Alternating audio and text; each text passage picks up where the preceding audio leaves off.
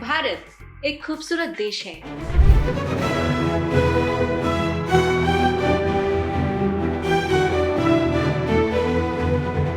जहाँ पर विभिन्न कलाएं हैं,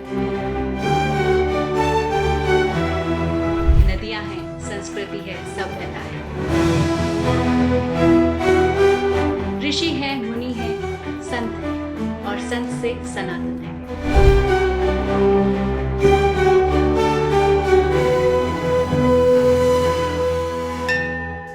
नमस्कार, टी टाइम विद पूजा में आप सभी का स्वागत है। और आज हमारे साथ हैं एक महान शख्सियत जिन्होंने धर्म का प्रचार किया, जिन्होंने सनातन धर्म को बढ़ावा दिया। जी हाँ, हम बात कर रहे हैं महान शख्सियत श्री श्री तुलसी महाराज जी की। महाराज जी, आपका बहुत बहुत स्वागत है हमारे प्रोग्राम। गुरुजी, संतों को अक्सर हमने भगवा वस्त्र धारण करते हुए देखा है, साधारण जीवन जीते हुए देखा है।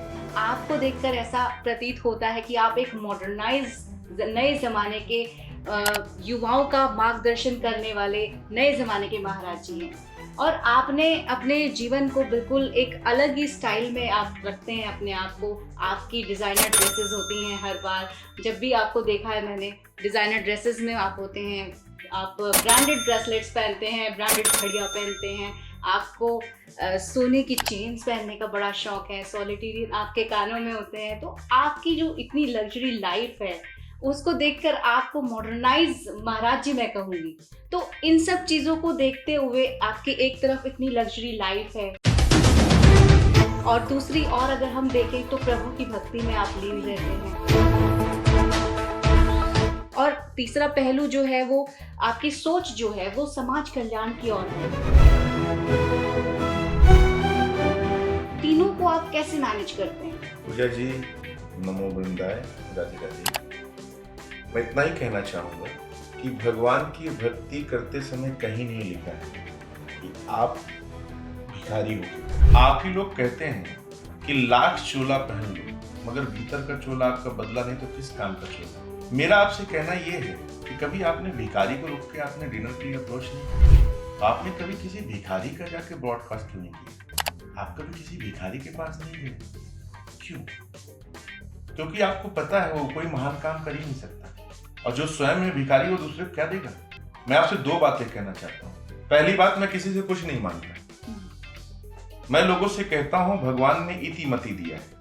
आप अपनी बुद्धि से अपने कार्य को करके अगर आप अपने आनंद में हो और उस आनंद की पराकाष्ठा में, जब आपके पास खुद ही प्रेम नहीं होगा पूजा, दूसरे को प्रेम क्या खाक देंगे। मेरा जो भाव है, मेरा भाव ये है कि अगर आपके पास भोजन होगा और आपके पास भोजन होगा और घर में आप भंडारा करोगे तो आपके लिए भोजन पर्याप्त मात्रा में आपके घर में रहेगा। लेकिन आपके घर में ही भोजन नहीं है तो दूसरे को क्या खाक खिलाओगे? क्योंकि किसी भी समृद्ध व्यक्ति के पास तीन ही वजह से कोई आता है पूजा जी, भाव से, प्रभाव से या अभाव से। और मैं जिनका भक्त हूँ वो कहीं से भी गरीब नहीं। इसलिए इन प्रश्नों को कहना कि मैं क्या पहनता हूँ क्या नहीं पहनता हूँ, ये तो आकर्षण है आपके देखने का। हमारा तो मकसद ये है कि श्रृंगार ही सुंदर नहीं होगा तो आप ईश्वर को पाएंगे कैसे? आपका श्रृंगार सुंदर होना चाहिए, आपका स्वभाव सुंदर होना चाहिए। और भक्ति करने के लिए तीन चीजें चाहिए होती है: विश्वास, संबंध और समर्पण। अगर आपका विश्वास ठीक नहीं है और आपका भगवान से संबंध नहीं तो आप समर्पित कैसे हो?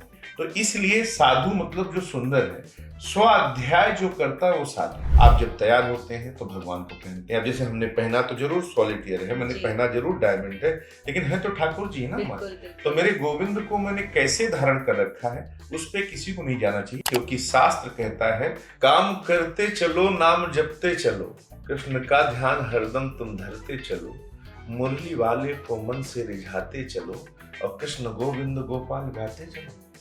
याद आएगी उनको कभी ना कभी, कृष्ण दर्शन तो देंगे कभी ना कभी, ऐसा विश्वास मन में जगाते चलो, कृष्ण गोविंद गोपाल गाते चलो। दुख में तड़पो मती, सुख में फूलो मती, प्राण जाए मगर नाम भूलो मती, मुरली वाले को मन से रिझाते चलो और कृष्ण गोविंद गोपाल गाते चलो। इसलिए आप जो पूछ रहे थे उसमें कोई संशय नहीं है, हम नहीं मैनेज करते, उनकी कृपा से सब मैनेज हो जाता है। टी टाइम विद पूजा में वक्त हो चला एक छोटे से ब्रेक का, और ब्रेक के बाद जानेंगे महाराज जी से कुछ उनके अनछुए पहलुओं के बारे में। तो हम लौटेंगे जल्द एक ब्रेक के बाद। कौन सा ऑयल यूज करें? मेरी सलाह है डबल हिरन शुद्ध कच्ची घानी सरसों का तेल। ये हार्ट अटैक के रिस्क को कम करता है और शरीर को अन्य घातक बीमारियों से भी बचाता है। इसमें vitamin A, vitamin D, omega 3, omega 6 अधिक मात्रा में पाया जाता है। डबल हिरन शुद्ध कच्ची घानी सरसों का तेल 50 सालों से शुद्धता की कसौटी पर खरा।